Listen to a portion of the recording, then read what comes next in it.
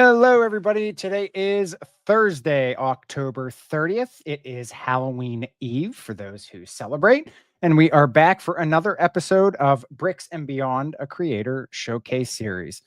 Just a reminder, we are 2 weeks away from the 1 year anniversary special for those that saw. So make sure to stay tuned for some special announcements in the coming week.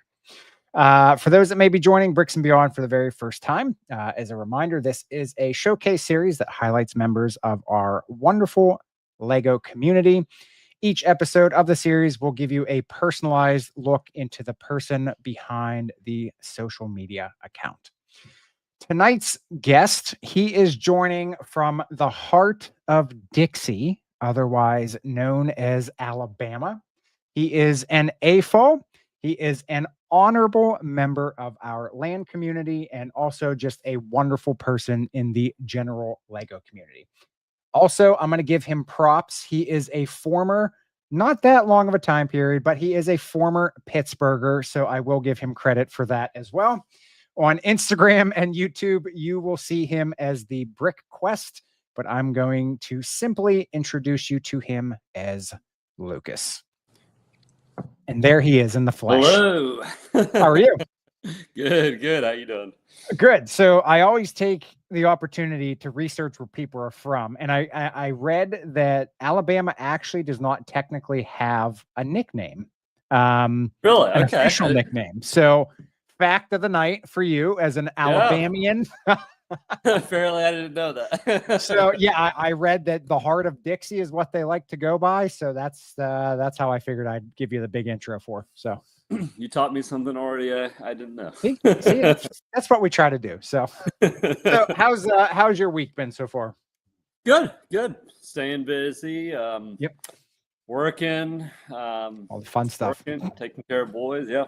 Staying. Yeah. So tomorrow, as I mentioned, so Halloween Eve tonight. So Halloween tomorrow. Yep. We'll get into the kiddos here shortly, but I'm assuming we're trick-or-treating tomorrow. Is that okay? All right. That's already on the agenda.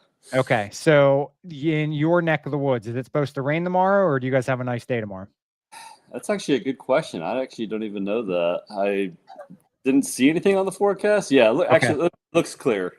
Oh, you're lucky. Okay. It's going to be chilly. It's going to be 67 degrees. So geez. We'll probably hold on. Wait.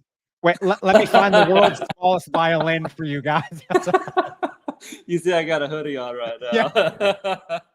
Well, now you lived in Pittsburgh for a little bit, as I mentioned. So yeah. And it was a duration. I think you said 2 years, right? Yep. You got okay. So you did live through a Pittsburgh, whatever we want to call it, winter, fall, spring, summer.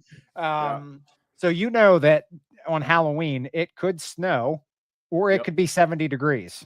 So it's that the weather. I mean, the weather's weird down here too, but yeah, I mean, it's it's definitely a lot colder up there. Well, yeah.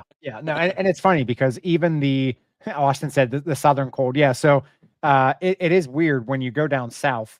Even if you lived up north, the cold is different. So it's a cold up here, where I'd say you guys have more of a warm cold. So yeah, 100%. I'd agree with that. But it's kind of weird. Like after you've been down here for a couple of years, you just you get used to the heat and the humidity. Yeah. So as soon as it like hits like 60, 65, it's like, oh gosh, man, I got to put a sweater on. I got to start a fire. Yeah. The winter coats out. Yeah. The gloves, the hats. Yeah. Yeah. It's like a mentality thing. I don't know. But yeah. I get it. Actually, my neighbor 2 doors up, or two or three doors up, for whatever, I'd moved into this place a little while ago, but he's cutting wood over the last week. So I actually went up and talked to him about like getting wood for the fireplace today. Okay. All right. Yeah. Okay. So that's our mentality down here right now. Well, so do you guys, is that a common thing in houses down by you? Like, do you have gas fireplaces, or is it more of like the wood burning fireplace? It's like a combination of both. Okay. Combination of both, but like the house that I'm in has wood burning, which I actually like. I prefer actually getting a fire started. So you know, yeah, it's a little bit of a combination, but okay. Yeah. I mean, again, like up north, you guys definitely could make the argument you really don't need that down here. But again, when you're in the mentality of like, I'm used to 85, 100-degree days. Yeah. Like as soon as it dips down a little bit, you're like, okay, yeah, I got to start a fire up. See, I've been having this conversation about with somebody over in the UK where apparently the wood burners are becoming the bougie thing in life now. And that's Really? exactly the look I made too. And so like I can understand from your standpoint where you're cutting wood down in 60-degree weather. To me, like that would be amazing. Okay. But up here, if you have a wood burner, you're chopping wood in 30, 40-degree weather. That's not fun to me. No. Give me my little clicker on my fireplace. I press the button and poof, it's just there. So yeah. Oh, 100%. If I had a gas fireplace and it was in place, I would definitely be doing that. Yeah, I mean, and hey, if you want to go chop wood, you can still chop wood and then sell it. I mean, you can sell logs. People buy logs, so that's it. There you go. Exactly. So, all right, I don't know. I don't know if the kid, obviously, the kids probably wouldn't be watching this episode until they're older because I don't know if they're even interested in podcasts. But let's spill the beans here. What are we going for Halloween tomorrow? What are our costumes? Bruce, he's my oldest. He is, well, actually, both of them are going Fortnite. So my oldest Bruce has been playing Fortnite since he was 3 years old. So he's playing it for 7 years. He's way beyond what I could ever think of in gaming, but big Fortniter. So he's going as what's the name of the character? It's like I'm out of the loop on Fortnite. Yeah, so. it's a fish skeleton character. I forget what the name actually is. And then my youngest boy, Miles, he's 6. He's not as big as a Fortnite player. He's not as big of a gamer in general, but he is also going Fortnite. He's going Peely Bone, which is kind of what we got. I know. Yeah. My son Bryce wanted that Lego set, like wanted it more than anything. Gets it, starts building the skeleton. I'm done. I don't like this. Really? Okay. So I built it. You probably like the smaller ones. Like the Durburger. Yeah. I don't know. Does he play Fortnite? No. Okay. He just liked a half skeleton, half banana. Yeah. As a kid, I don't know what's going on in that mind. I mean, a dead banana. I mean, what more could you want? I mean, Yeah. What is the story with Peely Bone anyways? Do you know what? I mean, not fully. Like, I actually the one game that I do play is actually Fortnite. But the lore behind it, I'm not 100%. I remember when Peely itself came out back in the day. Yeah. And then it's one form of Peely that they came out with. I don't know if there's any specific storyline behind it, but interesting. Peely original came out, and then they started coming out with different versions of Peely. I didn't know if there was some horrific accident where something happened to happen. There might be. To be honest, I don't know, but Bruce would probably know. Okay, well, do me a favor. I'll ask him. When you talk to him, ask him, message me, and let me know what the story is if there is one, because I'm genuinely curious. So I absolutely will. All right. So now for trick or treating, now the area where you live, are you guys able to stay like right in your neighborhood? Do you have a big enough neighborhood, or do you have to travel? No, we live in Mobile, which is like right on the coast. Like bottom of the state. So it's not a big city per se. It's not Pittsburgh, but it's got enough size to where we can hit a lot of different neighborhoods.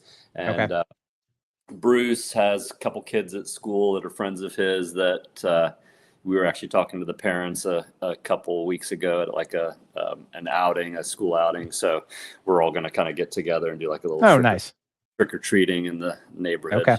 Okay. All right. Important question here. This is one of the most important questions you will ever get asked in your life. Okay. Choice of candy for Halloween. We're getting deep on this one, I see. This is deep. This is deep. Yeah. Okay. For me personally, let's give me the rundown. Give me the three of you. What do you? What are the top candy picks? Dang, I mean, Bruce would probably go with like a Starburst. Okay. Miles would probably go something gummy like sour worms or something like Okay. that. I would go something chocolate. Man, that's tough. I try to you stay away from the sugar as much as possible, to be I get honest. it. But I get if it. I Yeah. were to, like, I've been into like the Kinder, Okay. All right. not the Kinder Kid spoon things, Yeah. but the actual Okay, candy Lucas. bars. Okay. The actual candy bars. They're pretty good. But Okay. around Christmas time, I really get into like the candy cane Hershey Kisses, that kind of stuff. Yeah. So Yep. Okay. I've got my vices. I got you. Yeah. See, I think there's a debate here. Is it Reese's or Reese's?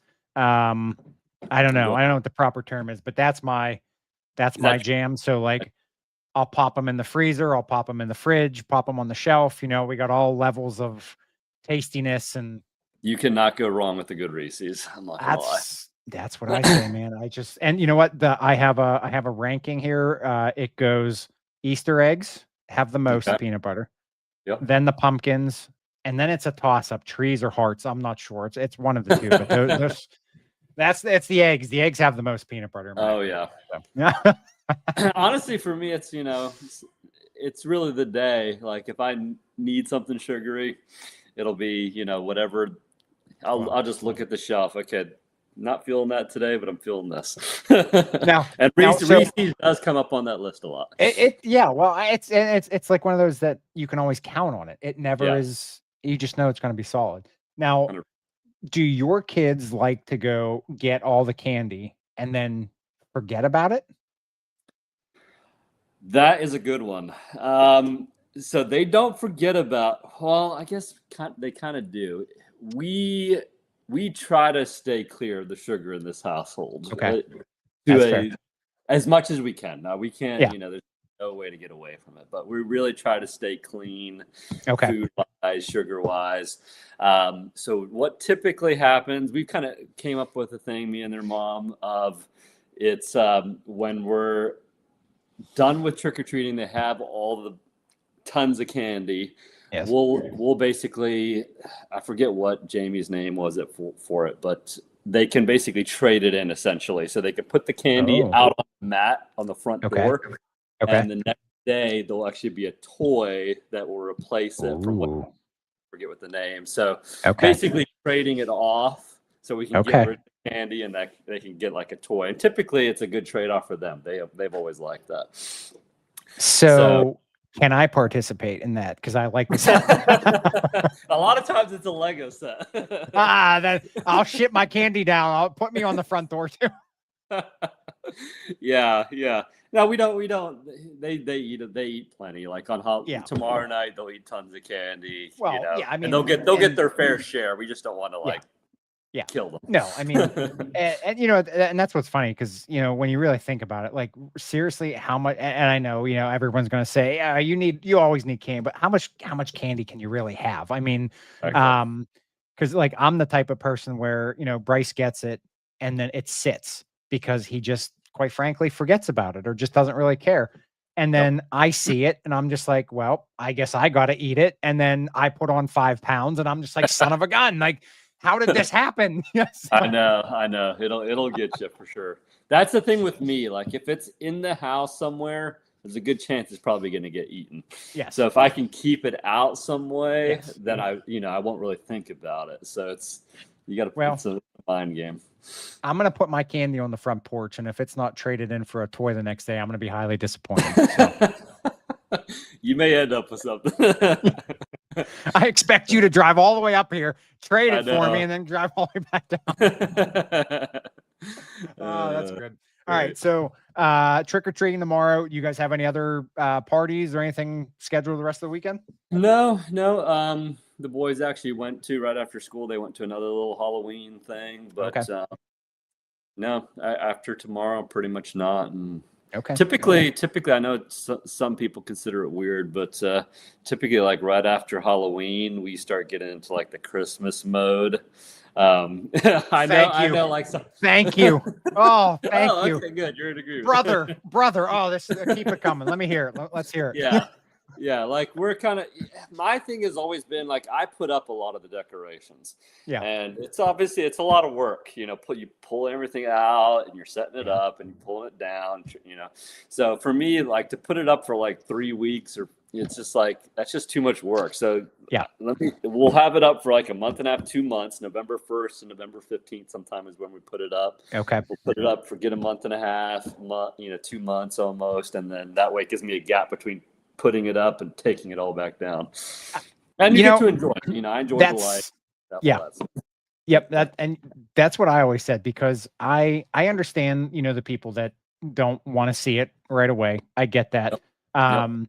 To me, Thanksgiving's not a holiday. It's just a day to be thankful that you celebrate, in my opinion. So like, I don't need to decorate with turkeys because that's what I'm eating. So you know, it is, and I get you can pumpkins, corn, or whatever. But I am the type of person that when it's December 26th, quite frankly, I don't really want to look at Christmas stuff anymore because all the magic's gone. I'm the exact same way. That's funny. It's funny you say that. Yeah, like come the day after Christmas, I'm like ready to take it all down. Like, I mean, it's immediately over, and you know, okay, now we're getting ready for 2026. Yeah, exactly. Yeah, and you know, it's even funny because the radio stations used to play like between Christmas and New Year. They used to do, at least up here in Pittsburgh, they would play where they would start the regular music again, but they would mix in Christmas songs, like kind of leading up to New Year's. But now, like once it's midnight on the 25th going into 26th, like everything just shuts off and it's like, okay, we're just back to normal again. And so, yeah, it's just, to me, like, I'd rather enjoy it up for those 2 months and then take it down. Exactly. But I'm doing doing something different this year. Oh, really? Okay. What are you doing? I'm interested. I'm starting a day early. I'm starting a day early this year. So tomorrow? Yes. Man. So I got myself, and there's a couple people in the chat that'll be on the after hours tomorrow. I will be in full Santa garb tomorrow night. Bought myself an official Santa costume. And I'm giving out Little Debbie Christmas tree cakes for Halloween. That is great. So I said, you know what? I said, you know, I always try to think of like big picture. And like, you know, there are kids that I've seen over the years that like when it starts getting darker out, like they start getting scared, or like they'll see costumes that like, you know, might make them afraid and whatnot. And I said, you know what? This year I'm going to try something different. I'm going to set my house up as like a safe spot where you're walking down the street and you see something scary. Well, look at my house. I just put up my Christmas, my red and green candles. I'm putting up a giant animatronic snowman head tomorrow that sings Christmas. Nice. That is awesome. And I'm going to have the bag, my big Santa bag filled with poly bags. So I'm going to walk around, and if I see some Lego fans, toss the poly bag out. So. You can't. I mean, if you got a poly bag in your Halloween trick or treating, I mean, you're doing pretty well. That's what I'm saying. So you know, we'll see what happens. I'm sure I'm gonna get heckled for it, but I love it. Honestly, it used to be like, this is kind of funny to say, but like back in the day, like in my early 20s, like there was even a time when I was putting it up, or me and Jamie were putting it up like late October or mid to late October, or excuse me, early to mid October. Which was like, okay, dang, you're putting this stuff up already. I was like, yeah, you know, so we've come a little ways since then, but it's kind of funny. Well, no, I know. I mean, I don't not like Halloween. It's fun to see the kids dress up in costumes and all that, but I don't know. There's just like some of the stuff to me just goes a little too far in like the demonic stuff for that kind of stuff. And like, you know, I'm all for the fun stuff, but you know, is a point too where when you do have kids exposed to things, like you don't want to end up ruining the holiday for them, you know? And so that's how I've always been, you know, focused on the kids, and, you know, cause I lived my life. I did my trick or treating. So I'm not worried about that. So I want the kids to enjoy it. So That's exactly it. I'm right on the same page with you. Well, good. Then you know what? Next year, because we didn't have time to plan, next year, I'm writing this down. We're gonna have a Christmas kickoff live stream next Halloween at midnight, and we're gonna build through the night. We'll build some Christmas stuff. So I love it. I love it. If you're down for that, I'm down for that. I'm down with it. I'm gonna have to check in with you tomorrow as well, though, and see what's going on with that Santa costume. Well, check in tomorrow night. I will also. I'm debating on live streaming, putting up my Christmas tree, because I don't know if I might have a couple cuss words that go along with it. So I don't know how appropriate. Yeah. So we might wait until post trees up, but there you go. I thought that'd be neat. And then I did get the Lego Christmas tree, and I thought at some point I'll probably like to live build that. Did you get that this year? No, I did not. I did not. Did you buy that full retail? I did. Did you? Well, that's double my points. That's my only thing with that one is it's an expensive set. It is. I like it. I do like it. I like it a lot, and I definitely like the minifigures are awesome. Yeah. Yeah. It's just a very expensive set, which I mean, a lot of sets have been expensive lately, but they have. But I don't know. It kind of falls into, what the niche and what you're, kind of looking for and that kind of stuff. So, well, yeah, I think it's cool. I think you're going to enjoy it. Yeah. I mean, the way I've been the way I looked at the tree, if you were to buy all those parts, I don't think you can honestly sit here and say you could build it any cheaper, in my opinion. Especially with the issues with the pick-a-brick and not being able to get the certain pieces, Bricklink, and that's the thing people forget too. Like, okay, yeah, it's expensive, but let's build that set from Bricklink and then pay shipping to 30 different stores. That's true. I don't see the ability, and people forget that when they criticize. And granted, I'm not defending the price at all. But we do have to remember that kind of stuff too when it comes 100%. When it comes to that. So I think the minifigures, like I said, the minifigures will probably have a pretty high value just because of the fact that they're in that set and they're awesome. Yeah. So it is a cool set, no doubt about it. I like the look of it. I haven't made the plunge on it yet, but I probably will before it retires. I do like it. I like the holiday season, so I probably will at some point. Well, I mean, the way I look at it too is, if you don't feel like putting up a real tree, put up your Lego tree. So that's it. No, I think it'll look cool. I want to see it when it's all said and done. Well, like I said, I might live stream it at some point. So, I don't know. We'll see. All right. So before we get any deeper into Lego chat, let's dive into giving people the opportunity to know you a little bit better on the personal side. So as I mentioned, you are in Alabama. Now, born and raised there, or I think you said you just moved down that way, right? Yeah. So born in New York, technically raised in South Africa. Yep. Kind of moved. I'm like a nomad. Went to school in Chicago. That's after that, college. College, yep. Alabama. Then went to West Virginia, Pittsburgh, and then moved back down here. So okay, all right. Around a little bit, but I'd say Alabama's been the predominant time frame because it was the first time it was 4.5 years. Now we're at about 3 years, so almost 8 years down here in Alabama total. Okay. So you and I talked last night, and I tossed out a random question at you about the Mean Girls movie, and I definitely threw you for a loop on that one. I did look it up, and I was correct. Katie Heron, so Lindsay Lohan's character, was living in South Africa before she came to the U.S. So was that the character in the movie, or was that the? Yeah. So her character in the movie, her character was living in South Africa. Yeah. Well, I don't know why. When you said that, my mind just went right to Mean Girls for some reason. Hey, that's good. That's good to know. I did not know that as well. So I'm teaching you all kinds of stuff tonight. You are. That's hilarious. All right. So give me the rundown here. So South Africa. What age did you move over there? When I was 2. 2. So Okay. I didn't even remember it. Yeah. All right. So 2, and then you stayed there for, did you say 14? Yeah, 14 years. Okay. When I was 16, basically.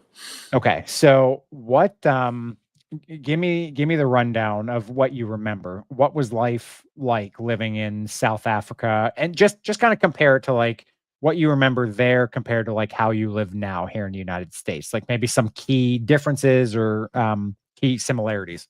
Yeah. I mean, it's totally different.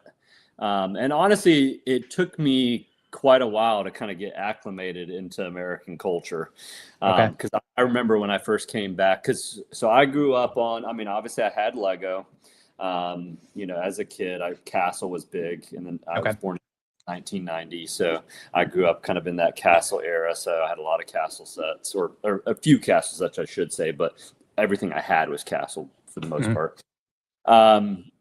But it's totally different down there. There's a lot of crime. It's it's a tough area to live in. So every house that you have has a wall around it, has a fence around it, has electrical fence. Oh, wow. Like there's no open yards. Okay. So first came back, and the majority of houses just had yards you could walk right in, and the whole nine. I was like, what is going on here? Yeah. Why is everyone's house not, barricaded? Yeah. That's interesting. Yeah. So that, I mean, it sounds weird, but it's kind of small, but that was definitely something that kind of always threw me for a loop, at the very beginning stages when I first came back. Okay. I grew up on soccer, cricket, and rugby.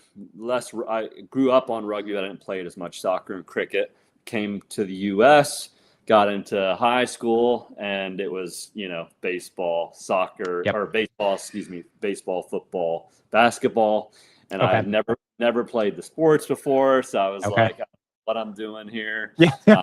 I love sports. I played a lot of sports growing up, so I was like, man, so it was just tough. It was like I was trying to get acclimated into American culture and that kind of stuff.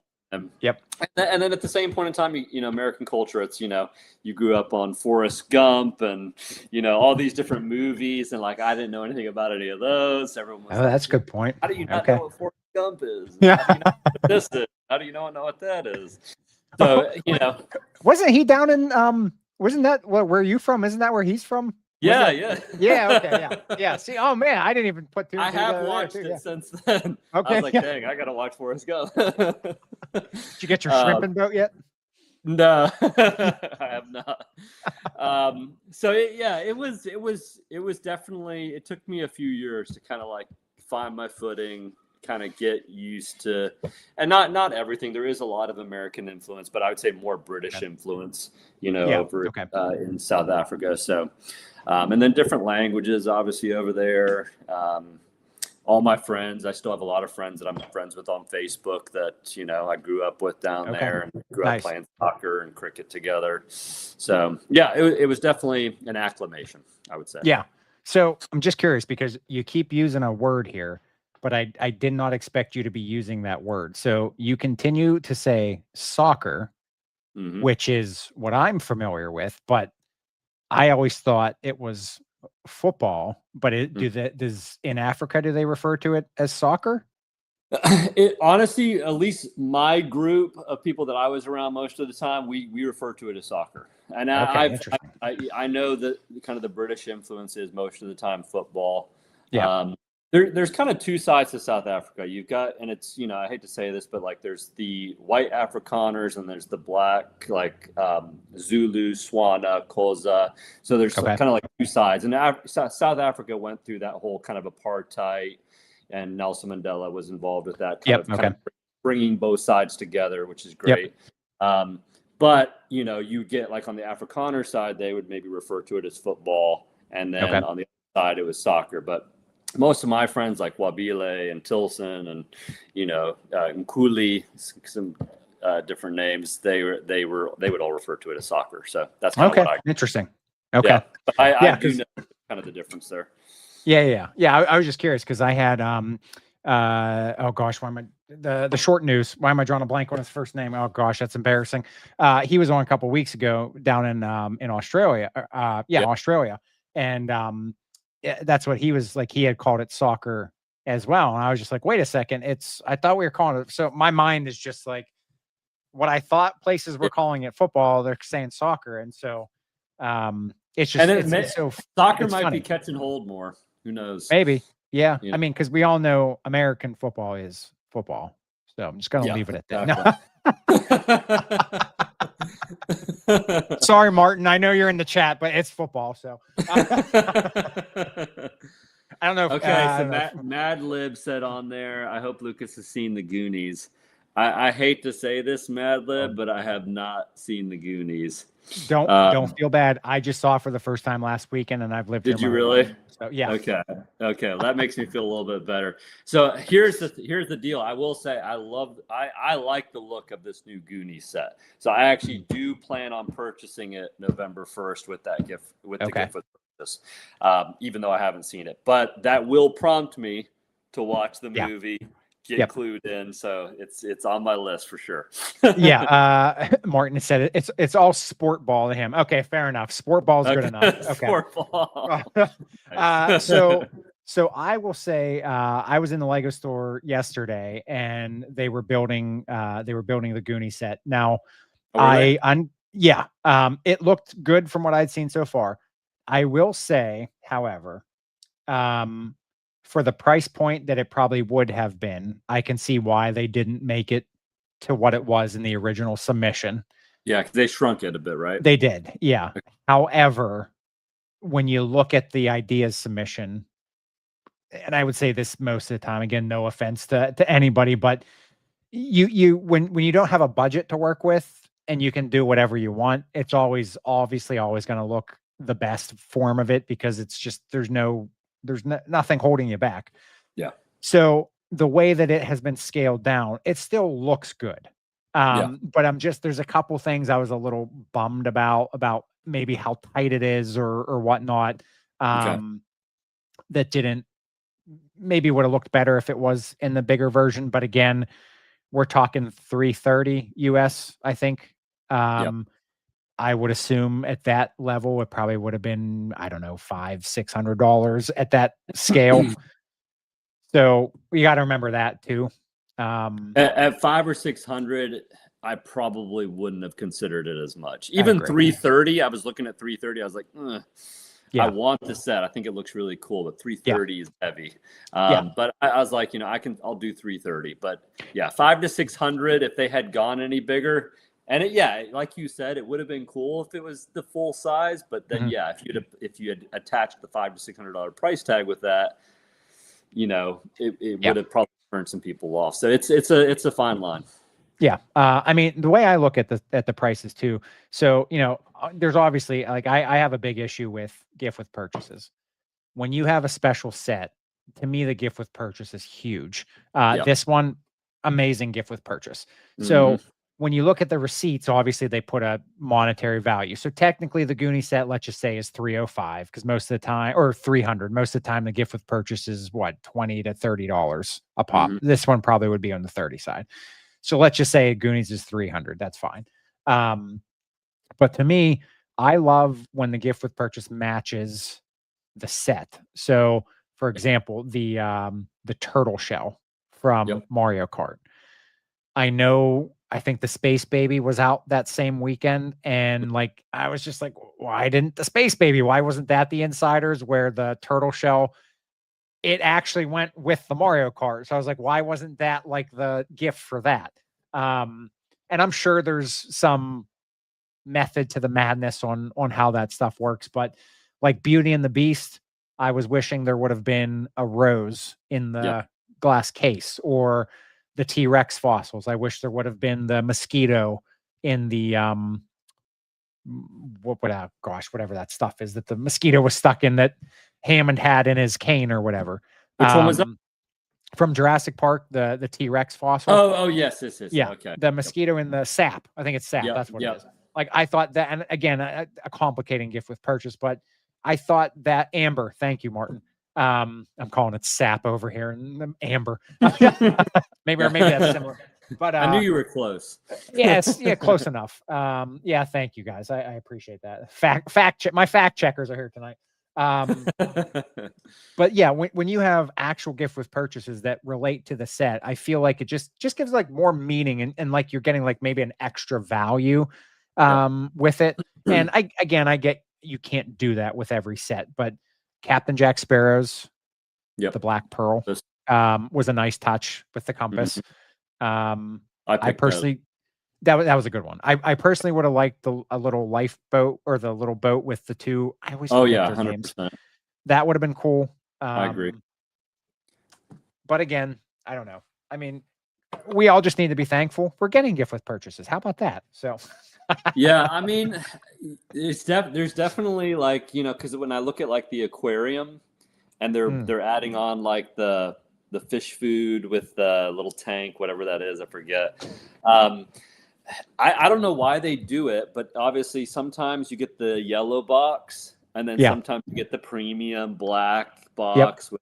And I don't know what their decision is and how they decide, because I mean they're all like $300 to $500 sets where they do these like purchases. But I've always been like, I have purchased sets with those yellow boxes, but I'm like, man, I don't like these yellow. Like it feels so much more premium when you get the actual black box, like the Endurance when you got the little the boat with the 2 minifigures. I thought that was an incredible gift with purchase. Baradur with the Fell Beast. I don't know, like if they did that with those $300+ sets with everyone, that's a good add-on in my opinion. Yeah, I mean, there has to be a reason for it. I can't seem to think of what it could be. But, I mean, that's the aquarium's a $400-$500 set. Yeah, somewhere there. I think it's close to 5. I can't remember. Yeah, I can't remember if it is over 5 or but it's close. I mean, for me that at that price tag, I mean that should be a premium, really nice gift with purchase that is a fantastic add-on to help offset that cost, because that's what you're doing in your mind, doing the math. Yeah. Okay. Yeah. I can buy it now, and I can get a potential $50, $100, $150 gift with purchase, and I'll get my Rakuten, my double VIP, and that'll make it worth it to get it right now. Or I'll wait and I'll get 20% off and 30% off at some point. That's at least that's how my mind works. And that's what I'm doing with the Goonies. Like in my mind, okay, I want this gift with purchase. I think that's really cool. I think it's probably going to be a decent value, and that'll help offset this cost right now versus I could take % off down the road, but I wouldn't get that. So I'll get it now. All right. We're going to veer off because go ahead. We're going to get, we're going to get more into Lego, but I have to ask you this because, this is another one of these important questions that I always have to know, because I know how I feel about this. All right. So give me your opinion on, and we're just going to use Baradur and the Fell Beast, for example, here. Okay. My mind says that the Fell Beast came with Baradur, so you must keep that gift with purchase with Baradur. Are you of the mindset where you can get an exclusive to the set gift with purchase? And again, let's just you're just a normal person just buying stuff off the street here. So you walk in, buy Baradur, get the gift with purchase. Do you take that gift with purchase and try to resell it to recoup your cost? Or do you feel like because that wasn't an exact exclusive for that set that you should keep it with that set? I have no problem with selling stuff, but when it comes to something like that, I bought Baradur and I got the Fell Beast promotion when I bought it. I still have it sitting sealed in a box. Okay. So my problem is like that's a set I could never sell. Yeah. And I don't know that I could ever build it.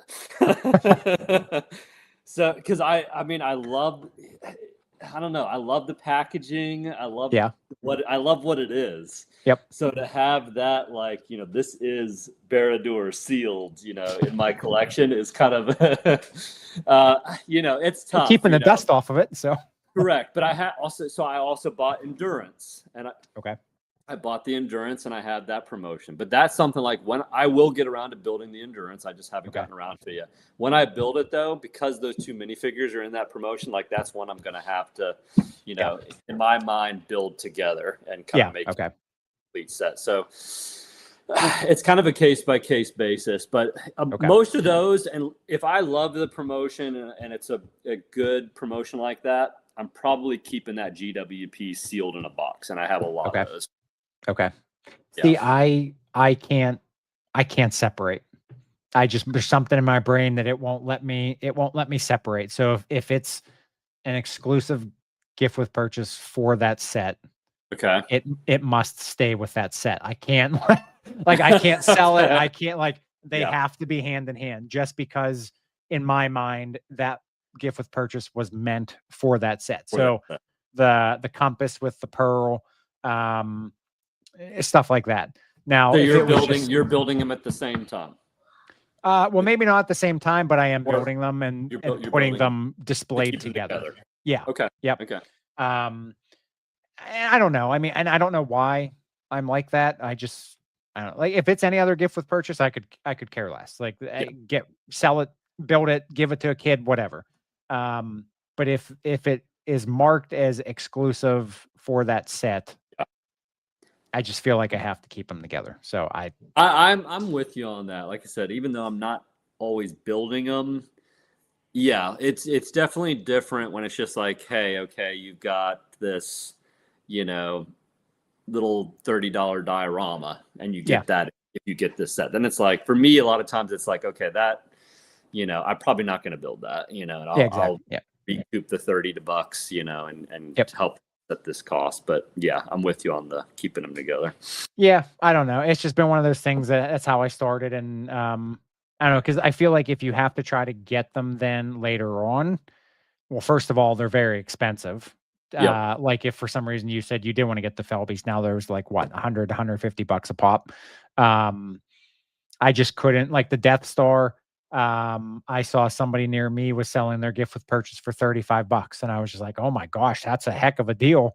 And then you see 2 of them later and they're going for 200 bucks. And I was just like, I hope you sit on that for weeks or months, because that's ridiculous. So and I guess that's the way I look at it. Like in my mind, even though I know I may not sell it, I may not get the value back out of it. Like in my mind, if it's like, hey, I want that, and I'm potentially going to have to pay $150 later to get that GWP. Okay. It's better just to get that right now. Yeah, exactly. Yeah. And I'll save $100 later. Yeah, exactly. And don't get me wrong. I'm not mad at people that resell stuff. I get it. I get why you do it. And, for some people, maybe that's the best way that they can come up with money to buy Lego, is to get lucky with these gift with purchases, resell them. So that's fine.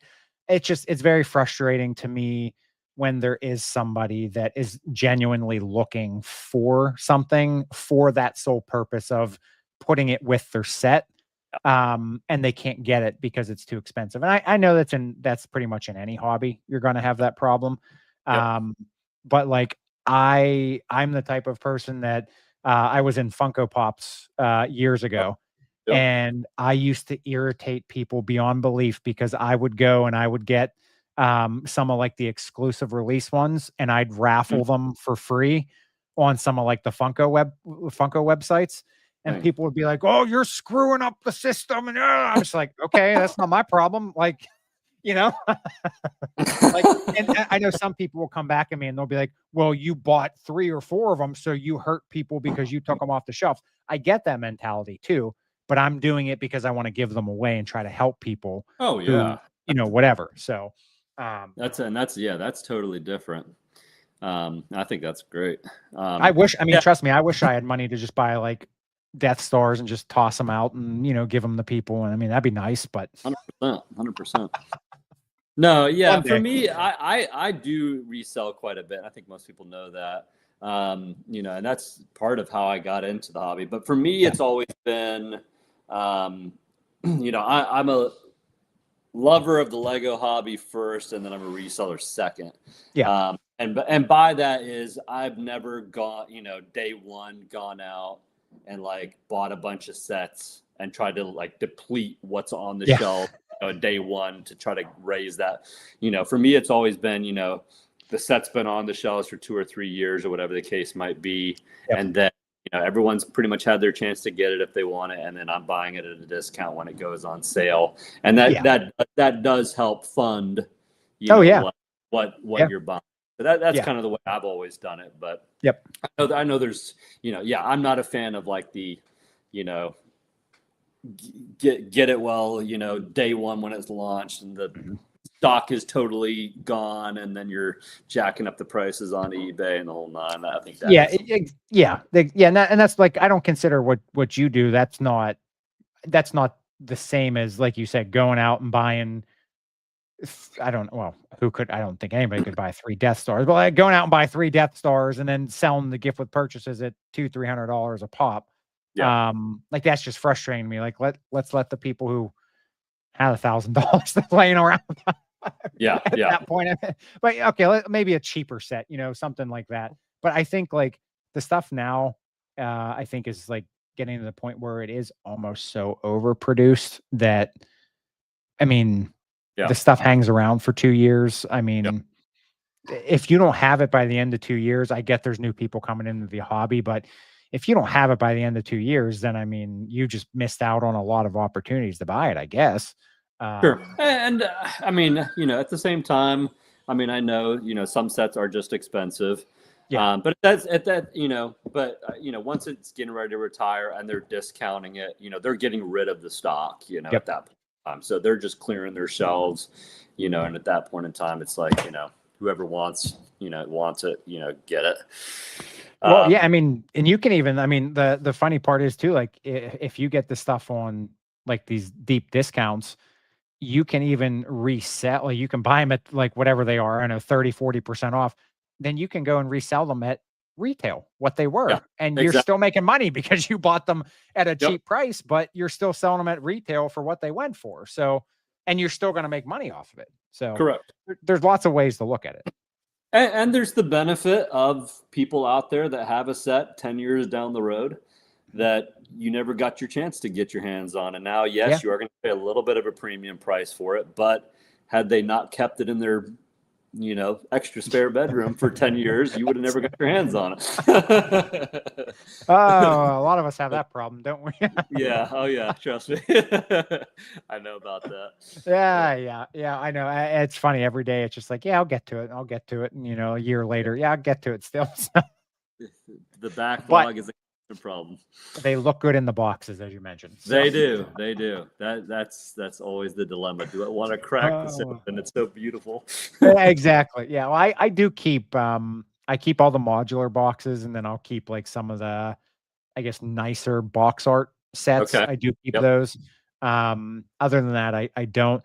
I think it'd be really cool. I saw somebody not too long ago that they frame their boxes and then they display the set with the framed box.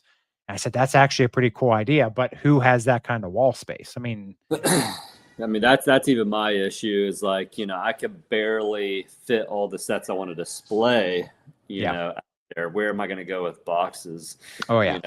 Great idea, but I mean, I'd need a mansion, at that point in time. Yeah. You would need something because I mean, it's just not possible for a regular person to do that. Yeah, so. Exactly. All right. Let's get back into your growing up era, I guess we'll call it here. So, in South Africa, were you by yourself or do you have any siblings? So 3 siblings. My oldest sister, she's the oldest. And I've got an older brother. He's in the Air Force. Oh, nice. And then I've got a younger brother that lives in West Virginia. So I got 3 siblings. Yeah, now so the 2 older ones, are they here in the States? Yes, my sister's in California. My older brother's, my older brother is, like I said, he's in the Air Force. He just actually got Africa, actually. Oh, wow. Okay. All right. Yeah. Okay. All right. So everyone's back over here. Yep. Okay. Now, how often do you get to see everybody? Not as much as I would like, unfortunately. It's been a while since I've seen my sister. She's in California, and she's kind of, by herself out there. Like typically when I get to see everybody, it's like we're all kind of converging on my parents, for Okay. Christmas or Thanksgiving or something. So Yeah, we yeah. kind of together. So I haven't seen my sister in a little bit, but that is on my list of places I want to get out to go see her in Oh yeah. California. Yeah. But I'm actually going to be seeing my older brother here in a month for his 40th birthday. So Oh, that'll be. nice. Okay. And I saw my younger brother. He was actually in the Marines as well, Oh, and I'm wow. going to Okay. him. I saw him, excuse me, in the summertime. I Okay. took the All right. boy up to see my parents, and like I said, he lives close to my parents. Okay. Now, so California, does your sister, does she live close to Legoland by any chance? That's a good question. I don't know where Legoland is in California. She's in Orange County, so wherever that is in relation to. Well, you So know what? I always research things. So, yeah, I'm honestly, it's a good. I probably should know that. I've never really actually looked where Legoland is in California. let's see here. Yeah, because I mean, obviously your sister would be the main reason you'd go out there, but Legoland is a very nice, very close second reason I'd have to go. Well, here's the funny thing. The other reason, my first reason is that yes, I definitely would want to go see my sister and her whole family. But she lives in Irvine, and Okay. Irvine is actually where Bricklink is Oh, headquartered. that's right. Yep. Okay. So I've thought about. I was like, man, if I ever go out to see my sister, which I'd love to do, that'll be the perfect opportunity to go to Bricklink headquarters because I'm a big Yep. Bricklink. So Yep. Yep. Okay. All right. so, but yeah, I don't know where Legoland is in correlation to that. So I have some info here for you. So Legoland, California is near Orange County. It's about Is an it? hour south of Anaheim in Carlsbad. Car- Carlsbad, however you pronounce that. Okay. So yeah, you're definitely in driving range of Yeah, so that's Legoland. about an hour and a half. Okay. Yeah. Yeah. Yeah, that's I not mean, bad. I probably would hit that up at the same time then. how could you not? I mean, How that's could you not? Yeah, it looks like Carlsbad. That's a little north of San Diego, so you're almost on the U.S. Mexico border at that point. yeah. Okay. All right. Well, I mean, see, there you go. More food for thought for you. So Yeah, it's cool. I never really looked at the layout and seen it all, well, but yeah, it's a big state. So I mean, yeah, you can't huge. always assume something's going to be close by in California. So Yes, yeah. No, I definitely would love to get out there. I'd love to get out there and see California but also see family and the whole nine. yeah. Oh, for sure. I know. Now, have you guys been to Legoland in Florida? Have not. I've actually never been to a Legoland. Unfortunately. Sounds like we got some bucket list items. Yeah, I know that's a massive problem. I don't know how I've missed that to be honest. That is something that Orlando would be the one I would Yeah. soonest go to that I actually have looked up. Okay. So yeah, with me being a Mobile, I've actually looked at taking the boys out to. Love to take him to Disney. I took Bruce to Disney when he was younger. We just haven't done it when he's a little bit older now. Okay. But yeah, I'd love to get to Orlando and do Legoland, do Disney, do a couple of the Orlando things. So that one definitely worth it. Have you been down there? I have. Yeah, we were there was that last year? No, 2 years ago. Definitely worth it. I mean, Okay. a lot of nice rides. Obviously stores. The thing that kills me about the stores is these Legoland stores, they have more Lego apparel than Lego themselves have on the website or in the stores. And That's crazy. I was looking at the Lego website the other day, and there's all this Nike apparel coming out, but it's all for kids. And I'm just like, yes, I was just like, come on, man. Like, I get the kids thing, but what about all of us? Yeah. Yeah. I mean, yeah, I would love some nice Nike Lego sneak, that kind of had that, we're more in that kind of adult, or, whatever you want to call it, artistic vibe, but that's what I'm saying. I thought about buying those yellow minifigure ones and just slamming my feet in there and having the most horrible feet problems. But yeah, what were those, like a size 7 at the highest? Yeah, I was just I'm a 10.5, so yeah, that wouldn't go well. I mean, I'd have some toe problems, but yeah, it's just so funny how I don't know, it's like the general production of sets and everything does now seem to be moving towards the AFOL. But when you have the clothes, it's all towards the kids. It's like, well, if I'm paying for the sets and buying them, why don't I get clothes? You know, I want to wear Yeah, Lego clothes to the store. I agree. I agree. Maybe at some point we'll get that I adult hope so. line. Yeah, I hope so. All right. So as a kid, you did say you had Lego. Let's disregard that for a second. Yeah. What were your other either interests or hobbies or toys that you played with? Yeah, yeah.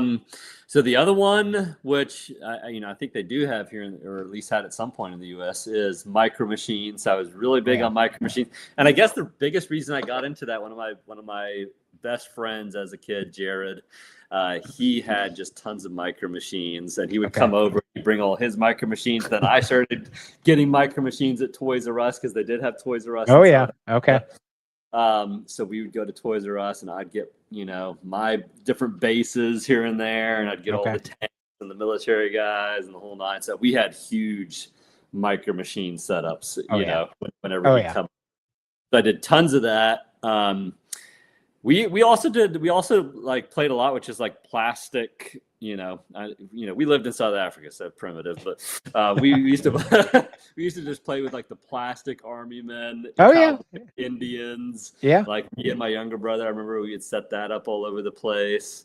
So those are the probably the biggest, the toy wise. Okay. That would probably be the things we were into. Yeah. Yeah. So obviously 90s, a lot of 90s stuff, for you. Yep. Again, we keep we keep bringing Lego in here, so I'm just going to bring it in. Thoughts on the Power Rangers announcement today? Yes. So I never was into or I never really watched a lot of Power Rangers when I was Okay. younger. Why I don't know. I don't know if maybe just in cross paths Yeah. with it or what. But however, Fortnite, which like I said, that's really the only thing I do Yep. play every so often. I don't play a lot of it, but every so often they've been dipping into the Power Rangers. So I know Oh, Megazord. interesting. They brought that Megazord into the game. Yep. Okay.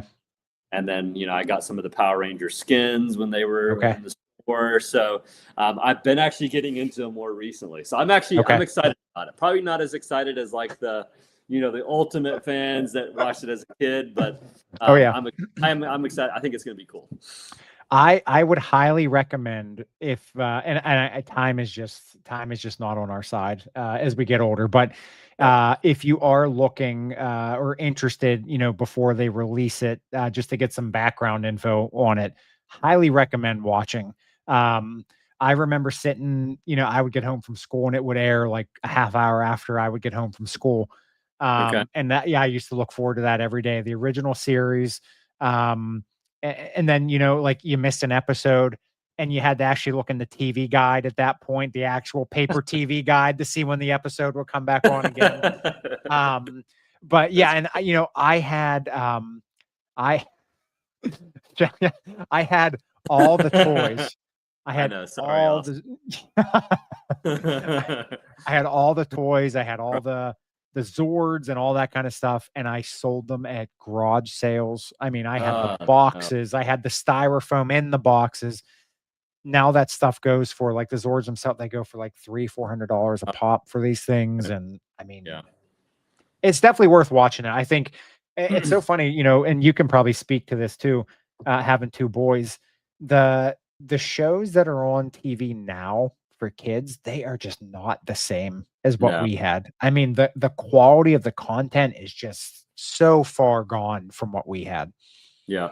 I mean, even like, because yes, I didn't miss a lot of what probably people got here in the US. Yeah. But even when I got back, like, I remember Cartoon Network, like dipping Oh yeah. into, Jimmy Neutron, Johnny Bravo, like some Oh of yeah. those, like, oh man, there's the cartoons back at that time were so good. Oh, they're so. Oh, even I guess we'll call them the family shows, like Boy Meets World, Family Matters, all Yep. those. I mean, Mm. that you look at what's on like Disney Channel or Nickelodeon now, and it's just like, oh my gosh, this is what our poor kids have to watch. I mean, I know. Yeah, It was a different level.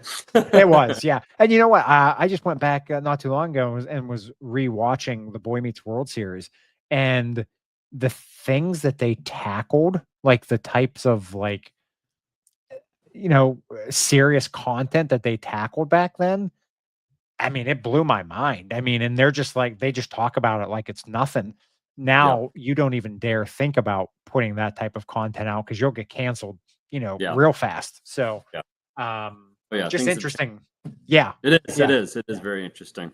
for sure. But I know how big Power Rangers is, and I know. I mean, even though it never really crossed paths me for whatever reason, I know I would hear about it all the time. Like Oh yeah, I'd Power Rangers come up, so I was very aware that it was a big yep, deal.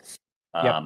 So I know this is going to be a big. It kind of almost reminds me a little bit. The Megazord almost reminds me a little bit of Voltron. Yeah, exactly. Yep. That and Kind of the Fortnite mech too. Yes, yeah, absolutely. Yeah, actually, yeah, I didn't think about that, but that is a good point.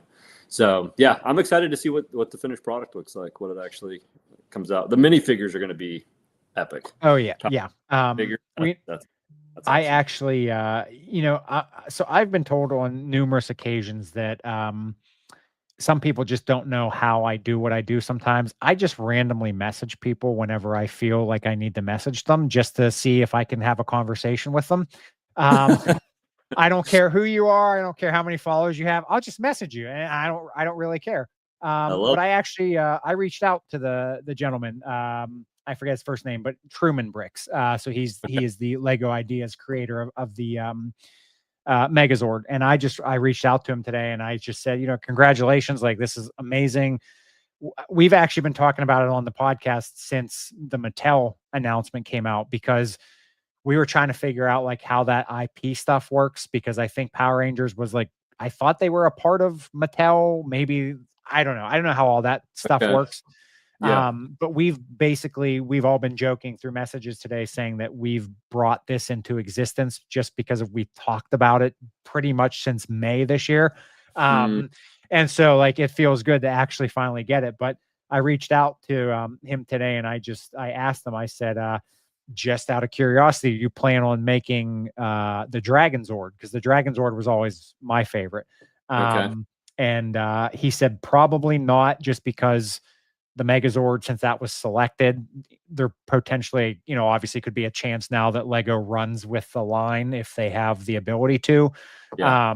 So there would be no point in him doing it because if Lego can run with it, they're not going to use his design. They're going to go with, with their own design. So, Sure. but yeah, I just thought it was really neat to, to actually see this come to life. And that's what's cool is when you get to see things from your childhood come back to life. And I don't 100%. know, I don't know your thoughts on this. We just talked about this the other night. Do you think we're shifting now from the 80s to the 90s as far as Lego sets? It feels like they're maybe final steps of the 80s, and now we're starting to see some of the 90s sprinkle in. Yeah, I would say so. I mean, That's not a bait question, by the way, so don't feel no.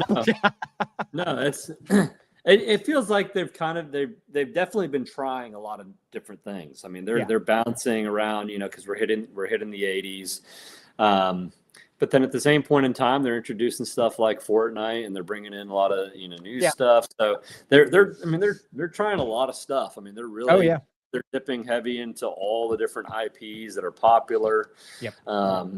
So honestly, it's anybody's guess as to what they're going to start hitting next. I mean, I know.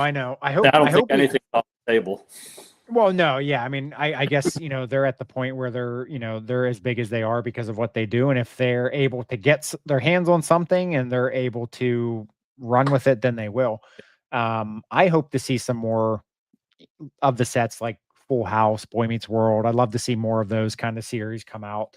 I know Jodie Sweetin is active in her Lego Ideas push for the Full House set that is on there right now. So I think that's kind of cool seeing somebody from the actual series pushing a build. That is cool. I never watched Full House, but okay. That is cool. That would be Yeah, it really is. It's neat to see somebody involved with it from that capacity. And then I think it was not too long ago. I think John Stamos, didn't he come out on social media and admit he was a Lego fan now or something? So it's like, I um, didn't hear yeah, that. yeah. So That's it's like cool though. it is. Yeah, it's really cool to see that that these, I guess we'll call them larger than life people, because they're on a different level than us. Actually, like, be on the same interest level as the things that we are. So I think I saw a little bit of that with The Office, because The Office TV show is yeah. one that that's probably my favorite TV show of all time. But Okay. I think Kevin from The Office, I forget what his real name is, but I think he was really pushing Yeah. The Office, or talking about, or whatever he might have been doing. So yeah, it is cool to see that level, actually getting involved and talking about, sets that, relate to their shows or whatever. Yeah, I also think it's great for marketing too. I mean, if you can, I mean, obviously, Lego doesn't want to be paying a premium for for actors to come on for marketing purposes, but like, I don't know, even something like when the Home Alone set came out, like that would have been cool to get, what's his Yeah. name? I always call him Kevin McAllister, even though that's not his real name. Yeah. I know who you're talking about. Yeah, just to get like people involved, because I think that brings another aspect in when you have people that just watch the show, and now you see that actor from that show talking about a Lego set. I think you're getting a whole other set of people into Lego from that way, because you're like, oh well, he's one of my favorite actors. He builds a Lego set. Maybe I'll go try it too. So Yep, 100%. I don't know. I mean, I don't think they need any help with marketing, because I think we're plugging along pretty well. But I would say so. I don't know. All right, so let's dive into your Lego journey here a little bit. So Okay. you did say you had Lego as a kid, Yep. and what you remember was the castle theme. Now, the sets that you had, have they made their way into your adult life, or are they lost into oblivion? They have lost their way into oblivion in a sense. No, we still have a lot of them. My younger brother's kids have essentially adopted them, Okay. which I'm happy for. I'll say this, they were very well used. Oh, okay. So the condition would be, not that great anyways, because we played the heck out of those things as kids. Yeah. But yeah, they're getting used. They're in a good place. So they're not with me, but I'm happy with where they're at. Oh, that's good. Good. Yeah. Well, I mean, at the end of the day, we all have to remember Lego is a what? It's a toy. So You're 100% right. all right. So the Lego you had as a kid, when did you now you had that when you were in South Africa. Now, so that obviously came over with you then when you guys moved back? Yes. Oh, yeah. Okay. My parents got like a huge shipping container when we moved Yeah. back. Okay. We Okay. just loaded that up and shipped it all back. All right. So you get back here. Now, would you say you were still involved with Lego at that point by the time you moved back to the States, or was it just something you just had the stuff left? No, at that point in time, like when 14, 15, 16, I kind of started to fall off the bandwagon. Okay. So like when I got back to the US, I was, in my junior year of high school. Yep. And, I was into sports and, girls and, that Lego wasn't in the equation at that point in time. All that icky stuff. Yeah. Yeah, exactly. It basically fell off the radar until Bruce came back around. Okay. All right. Yeah. Well, yeah. No, I got what you meant. Okay. Yeah. So then when you got back into it, was it because you bought, was there a particular set that you bought for him? And then it kind of started snowballing from there, or it just you just started buying stuff and you guys just enjoyed it? Yep. So the first one that I got, me and actually a college buddy, we decided, it was after college, we decided to take a trip back to Chicago, which is where I went to school. technically Northwest Indiana. So we Okay. took a trip there for like 3 or 4 days, kind of just relive the old days. And we Yeah. decided, I don't know why, we decided to go to a Lego store in downtown Chicago because we were just kind of walking around. Sure. And Bruce, I think, was maybe 3 at that point in time, and walked into the store, and I can even remember it now. I was like, oh my gosh, it feels so. This is amazing. Yeah. Like everything just comes back to you all at Oh one yeah. time for a Yeah. kid. It's the craziest thing, and I was just looking at everything. I was just like amazed by everything. But I ended up picking up a Firehouse city set for Bruce, but I was like, I'm definitely going to build this with him. For Bruce. Yeah, for Bruce. Brought it back, did most of the building. Bruce was only 3, so Yeah. it was like 1,000-piece firehouse set. But he loved it. He was definitely right there with me the whole time. And then after that, it kind of fell off the radar again. Didn't really. And then I was at a movie theater. And I remember sitting in the car, I was like waiting for something, and I got an email. I must have signed up for it maybe when I got that Firehouse, because I don't remember how I got Lego's email list. But I got an email for the Flintstones set, and I was loved the Flintstones, and I was like, oh dang, I gotta have that. That's just so cool. So I bought that, and that's kind of where it all really started to progress. After that. One set after the next at that point in time. I mean, you're just, we're all the same. It's just a rabbit hole. I mean, it is. You can't get away. No, you can't. And the funniest thing that people always tend to say when I ask these questions, it's so funny that the responses are always, I saw something and I needed this. Like I didn't want this. I needed this. I needed it. It's like, did we really need any of this, or did we really want all of it? Yeah. And, I think we're all at the point now where you can pretty much use need and want interchangeably because it means the same thing in our minds. No. Honestly, I would say it's absolutely a need. Yeah. My mother, it is. Yeah. My mother, she hounds me. She walked in my basement last night. I had a Lego club last night, and she had to come over, and she walks in the basement, and she just looks, she's like, oh my God. She says, you have so much Lego in here. And I was just like, Mom, I don't drink. I don't do drugs. I barely go out. I don't have any type of criminal record. I said, what more do you want from me? Like I have a Lego collection. Is it really that bad? You should be proud of me. That's what I'm saying. But then she gets on, well, you could shave that beard. I'm just like, oh, come on, man. Like, it's just like, gosh, man, you just can't do anything right, So is your family native Pittsburghers? No. So my mom's, well, she bounced around. Technically, she's from Philly. Then she moved in Florida. Then back up here in Pittsburgh. My dad is from Milwaukee, Wisconsin. And then they both met in Paris Island. They were both in the Marine Corps, so that's where they met. So, bounced around a little bit.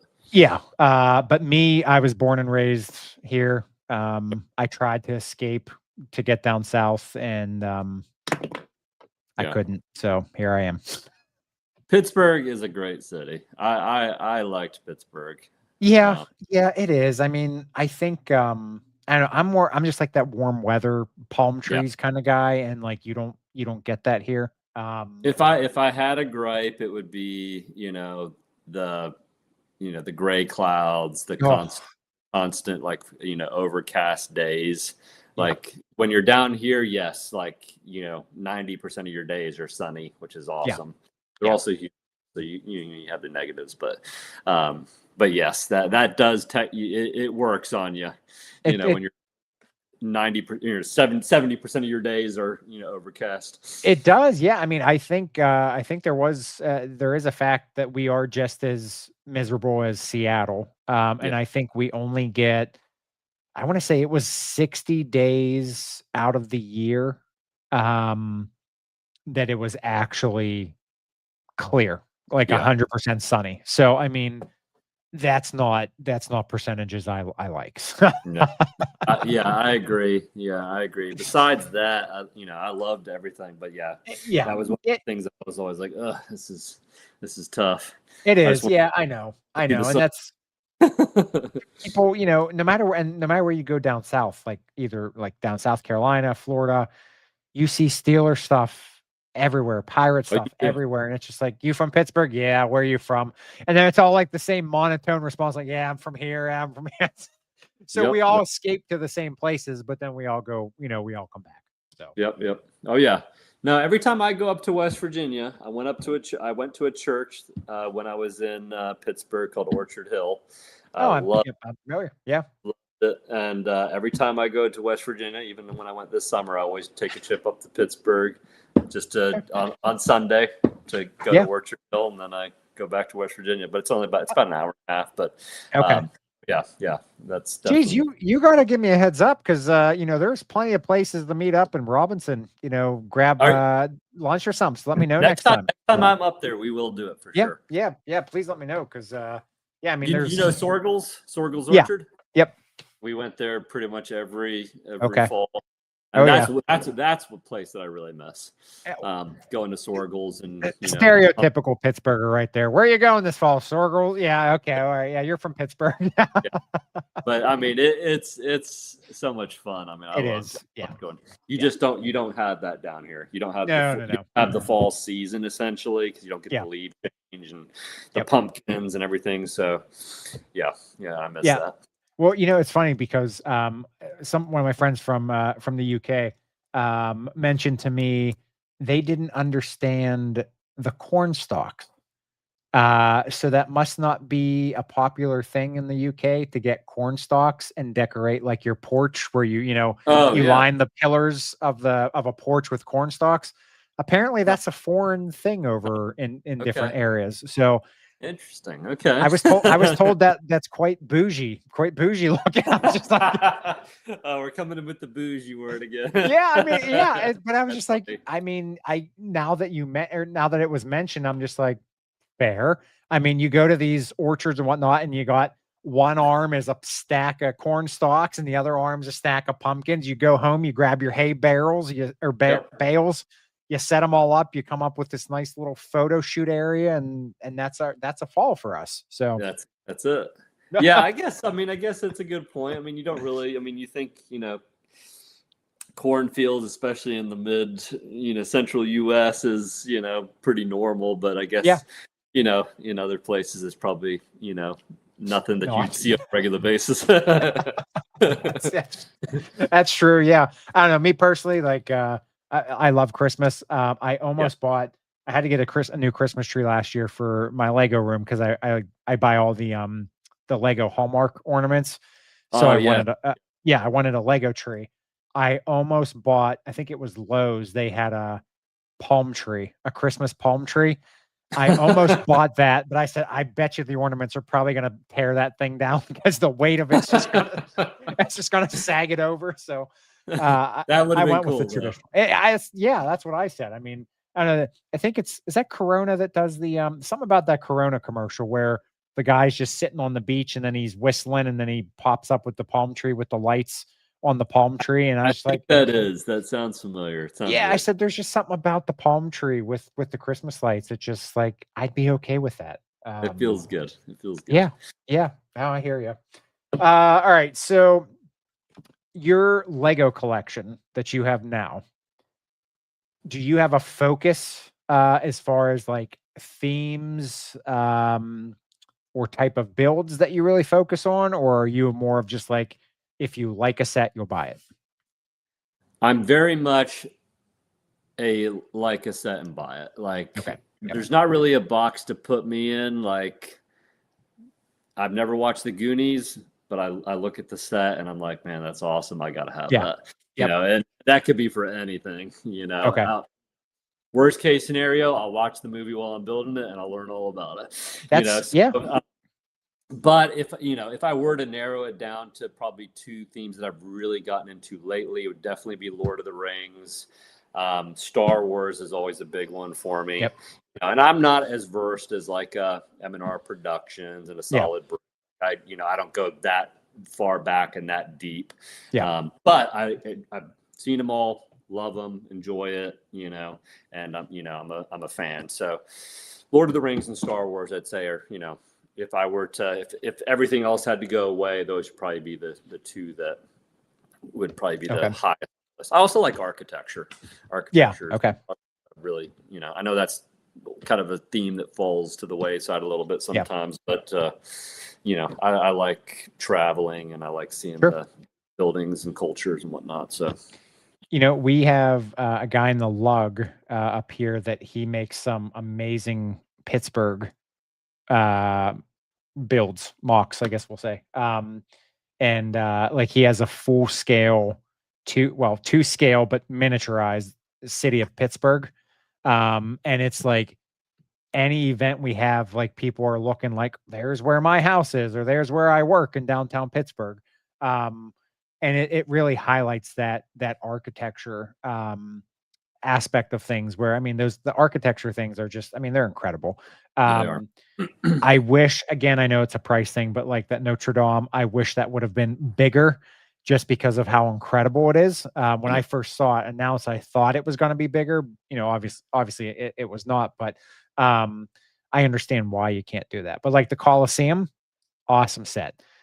Probably pretty repetitive, but looks awesome when it's built. The finished product is what it's all about there. Yeah, those are almost sets like even the Eiffel Tower. I personally would not build it, but if I saw somebody getting rid of it for $100, I'm gonna scoop it up because it looks awesome. So, that's what I've heard. I haven't built the Eiffel Tower, but it looks like a pain to build. Oh, it does. But but the finished product is just amazing. Yeah. I don't know. I did the Titanic whenever that was a couple years ago, and it took me 3-4 months because Bryce wanted. He started helping with it, and then he quickly was just like, "Yeah, I'm not doing this." Nice. And then time happened, and then it took that long, and then it got to one night, and I was just like, you know what? I'm tired of looking at this thing. We just got to build it and be done with it. So yeah. Well, I've got it sitting down there, so it's on my list. Yes. So eventually I'll get to it. I think it's a beautiful set. I got to see this. I liked it. I enjoyed it. That was one of those things too. Like if you don't know much about the Titanic, it kind of forced you to be interested in it. And like the way they micro scaled everything, like the pool, like the way you built the pool, it's like, oh, that's the pool. Okay. Like that's really cool. That is cool. Now, would I have liked to have seen it minifigure scale? Heck yeah, I would have. Yeah. Lego's first, $3,000 set probably? For that, yeah, that would be huge. Yeah. At that point, if we get to that point, I think Lego seriously needs to consider having their own credit card with an interest-free period. You buy this at 12 months, no interest, no. Yeah, you know what? But seriously, think about that though. Look at some of these stores. You get 12, like Best Buy, for example, you get 12 months interest-free, or you get points. I don't know. I'm sure there's a reason why Lego hasn't or can't do a credit card. But you could even do that. It's like, okay, well, here, 12 months interest-free to pay this off, or you get double points, something like that. That is a great idea. That would be really, the perfect blend, to be able to just like integrate that right into the site. And then when you check out, you pick your option or, whatever promotion you have. That would be beautiful. Yeah. I think definitely they're not getting the benefit of that because I do know, PayPal is a very popular option. They offer those types of things too. So, I'm sure there's a reason why Lego can't do it. I don't know if it's the type of entity they are. Maybe that's the reason why they can't do it or whatever. But I don't know. Like we even talk about too, like I know they're having that app starting to roll out.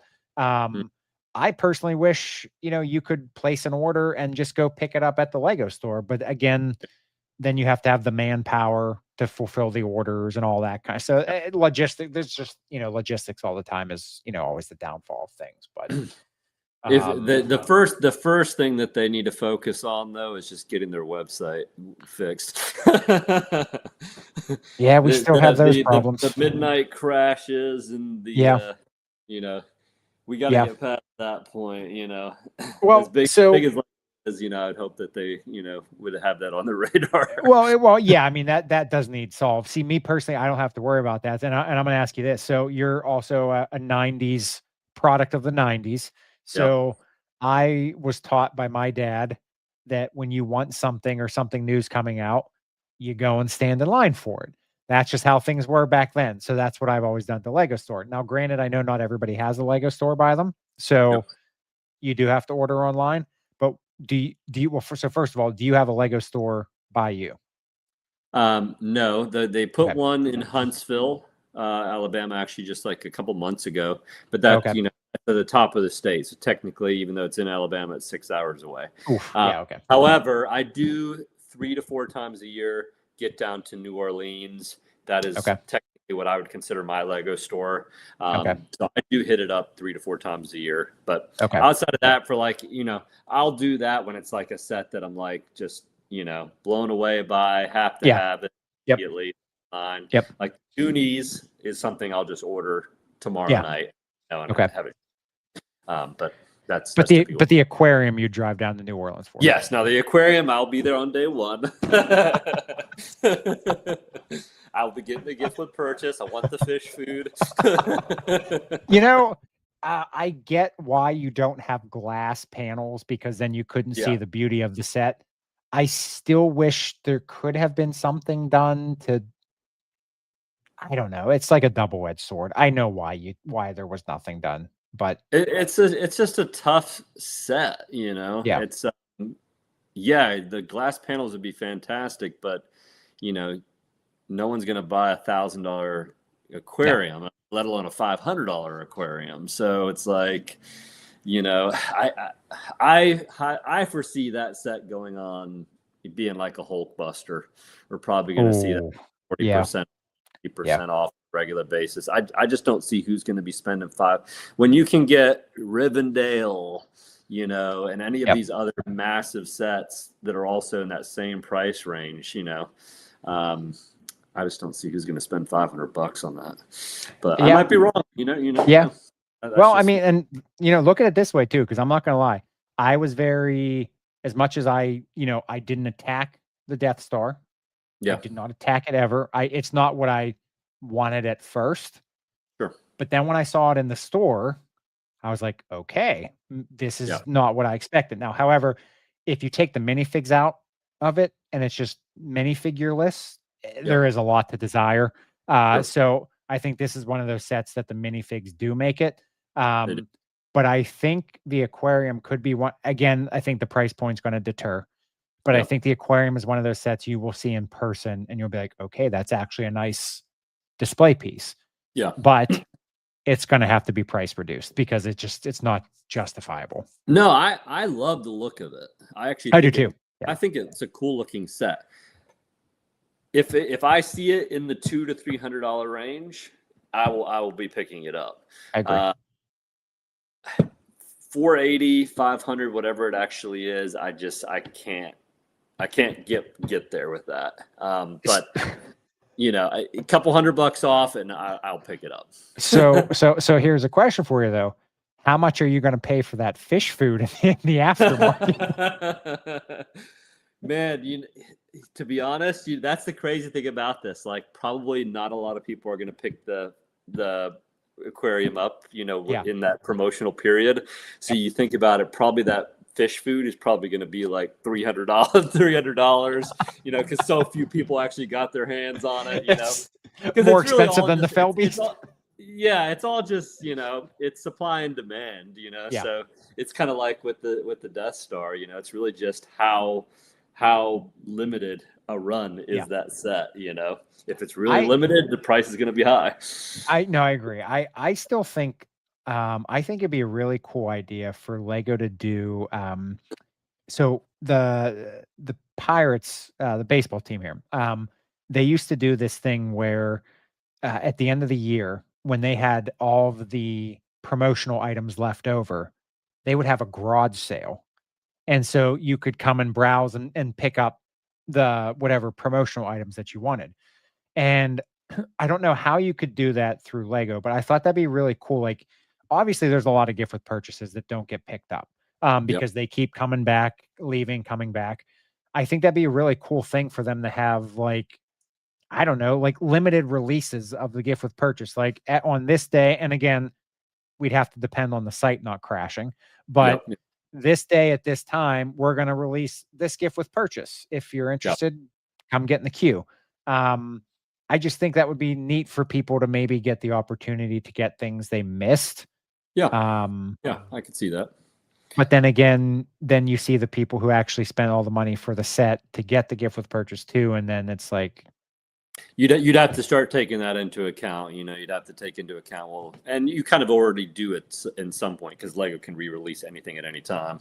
yeah. But if they start doing it on a regular basis, then you're going to have to weigh, okay, well, is it, I might have another chance at this down the road. So is it worth pick it up right now, or should I just wait? And again, well, and I was saying that, and then again, is that a reason for Lego not to do it? Because then people would be like, well, maybe I'll wait. So exactly. I don't know. I'm sure they have their strategies, internal workings of, what they've got all their analytics and their sales numbers and what's working, what's not working, blah blah blah. So if I had 3 wishes, one of my wishes would definitely be, can I be a fly on the wall in the Lego headquarters? I just want to know like the process of and the minds of how things work. And I wish that was kind of something more that I know you can't give all that stuff away, but it would be kind of neat as teachings to people, like maybe have some sort of, I don't know, classes or videos of just like maybe trying to explain like why we do things a certain way, just to kind of give people an inside look on, and that's really any business. Just as a Lego fan, I want to know more about you as a company. So teach me these things. Rather than us just sitting here assuming and being completely wrong. Mm-hmm. There has to be some level of things that you could share without giving away trade secrets or market secrets. I don't know. I mean, yeah. No, I would love to know some of that information as well, just see how it works. Yeah. How the wheel turns. Yeah. I'm with you. I'm with you on that. All right. Almost wrapped up here, but want to go over your social media journey. Because you are on several platforms here.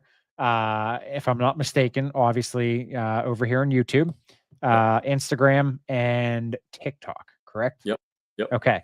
Now, there's one other platform I didn't mention, and that's because this one I never expected to hear come out of your mouth, but where you actually started, what platform or I guess platform, what was the platform you actually started on? It's a platform most people don't know about these days, but it's called Facebook. Hey, at least you didn't say MySpace. So I started on MySpace. You had your top 10 of Lego creators that you had. Yeah, that would be insane. But no, Facebook is where I actually started. So just can you give me what was when you started on Facebook? Did it start as just like a casual thing, or did you have some sort of vision at that point? That's a good question. I'd say casual. Okay. At that point in time, my name on Facebook was Electric Bricks, I think. Because my last name is Electric. Yeah. Oh, okay. Yeah, okay. Because that's one thing. Like everybody, that's been kind of a thing my whole life. Everyone's like, whenever I say my last name, everyone's like Electric, and I'm gonna take the E off, just Electric. Okay. Yeah. Yep. So I named it Electric Bricks, and then probably like 6 months in, I started to look at it a little bit more serious, and I was like, no one's gonna know what Electric Bricks is. So I was like, I gotta change. So that's when I started brainstorming. And then came up with BrickQuest, which is kind of I've always loved traveling, just because obviously I grew up in the country. So travel, just At that time, it was kind of like a dream of like going and building sets, like you've seen other people do, building sets around, taking sets to different locations, which I have done some of on my channel. But that was where BrickQuest kind of came from, and then kind of just ran. Yeah. So you started on Facebook, then you jumped to, was it YouTube where you went? Yes. Okay. Yeah, I actually on Facebook I had like the page, and then I created a small like BrickQuest group, and I wasn't doing a ton with it, to be frank, and it wasn't really going too far. But then yes, YouTube is where I jumped over to next, and that's where I really just loved. I love YouTube. I love long form content. Outside of this, 90% of my content that I consume is on YouTube. I'm always watching something on YouTube. So long form content is where it's at for me. Yeah. So now how do you feel because this is where I find it interesting, because you and I chatted about this, the other day, is that it seems like it's very hard to integrate between two different platforms. Like if you build your following on YouTube, it doesn't feel like it translates over to Instagram, or vice versa. Like if you could get follower for follower, or subscriber, whatever you want to call them, you would think it would be the same, but it doesn't feel that way. What do you think is the reason for that? Like when you get such a big following on one, why do you feel it's like so hard to get that same on another? Obviously I don't know for certain, but I mean, I feel like, there is the crowd that, hey, they're going to watch the short form content. Now, shorts on YouTube are coming up, but you're definitely most of the time, at least for me, and I feel like the vibe I've gotten is, most people are going to hit Instagram or TikTok to just swipe up and watch that short form. So they're less likely to go and watch a 10-minute long, 15-minute long dialogue. That's just the vibe I've gotten. So that's kind of what I've done with my strategy, is kind of like when I'm making something, I'm making something with the short form and the long form crowd in my mind. And then I'm taking my long form and making a short form video out of the same stuff so that I can kind of hit both. And then, but the long form is really what I'm making everything for. I'm just kind of cutting it up. Yeah. If I had, I wish I knew the exact answer of why people don't jump. Because like for me, I jump across platforms. But I guess at the same point in time, I also, 90% of the time, like I said, I'm going to be on YouTube. So, I'm definitely going to be more apt to subscribe or watch someone that's putting a YouTube video out than putting a short out on TikTok or Insta. So who knows? But I had somebody mention to me that YouTube or Instagram is almost like a really good place to market and advertise, because it is more of a short form, and you market and advertise for YouTube, where it is the longer form content. I mean, like in this day and age, like the kids now, like they love watching other kids play video games. Like I don't, my mind is just like, don't you want to play? Nah, I'd rather watch somebody else play. Or like these guys that play these horror video games, and they're doing these live reactions and making a fool of themselves. And it is enjoyable stuff, but that obviously wouldn't flow on Instagram because there's like time constraints and all that kind of stuff. So market it on Instagram and then go do it on YouTube. But then there's vice versa. There's people that they crush it on Instagram, and YouTube, it's just kind of, even maybe it's the type of content, it's just hard to push on YouTube, or I don't know. If we all knew the answers, then we'd all just be living the dream and monetarily, living the dream. That's it. Yeah, 100%. I feel like Instagram is definitely a much better place to connect. Like YouTube is fantastic, but it's more just watching, consuming content. Whereas Instagram, I like that side of it because it is much more personal, I feel like. Exactly. So they do kind of have their own, place. Yeah, for sure. All right. So last thing I have for you here, any Lego events that you plan on attending in the coming future here? None that I've nailed down. I do have my tickets for Brick World Chicago 2026. Okay. Okay. Unless something crazy happens, I should be there for that. Okay. I would like to hit Atlanta BrickCon again. I did that in January of 2025, so I'd Okay. like to do that one again. That's about it. Okay. Yeah, mainly those two. My first convention ever was actually in Pittsburgh, and it was one that we don't consider a convention. I forget what the name of it was. Oh, I'm sure I know what you're talking about. Brickfest. Brickfest Yeah. Live. Yeah. Which was fun. The boys loved it. Yeah. But yeah, not much more. That's not a Brick World Chicago of any. No, I actually, and I could be misquoting this. I'm not sure if they're still operational.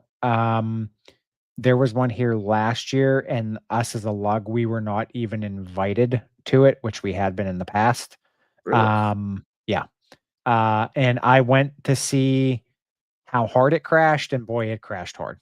So I believe it. yeah.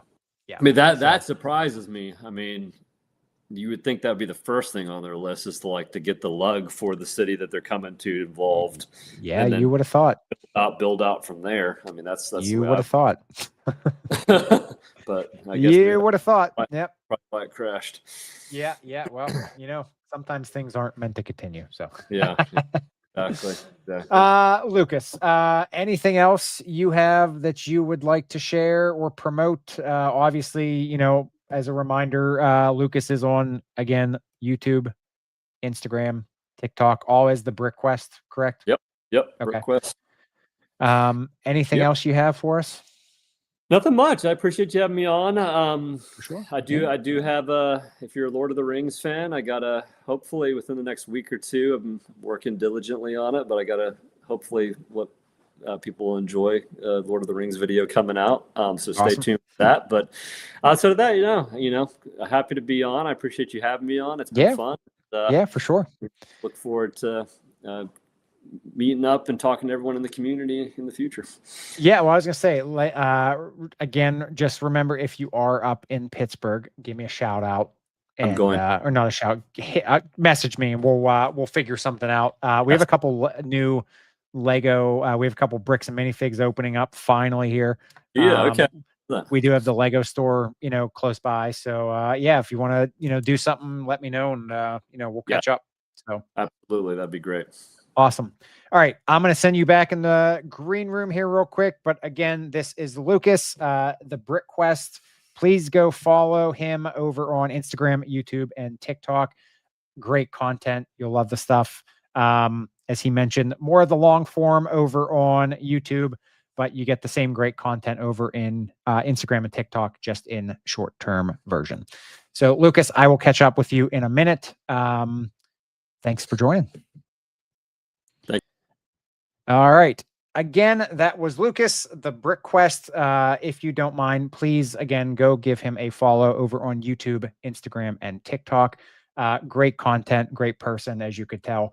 And no, I'm not just saying that because he lived in Pittsburgh for a couple years. Just enjoyable person, great person to talk to. So that is a wrap for tonight. Again, please don't forget Bricks and Beyond 1 year anniversary. We are 2 weeks away from that.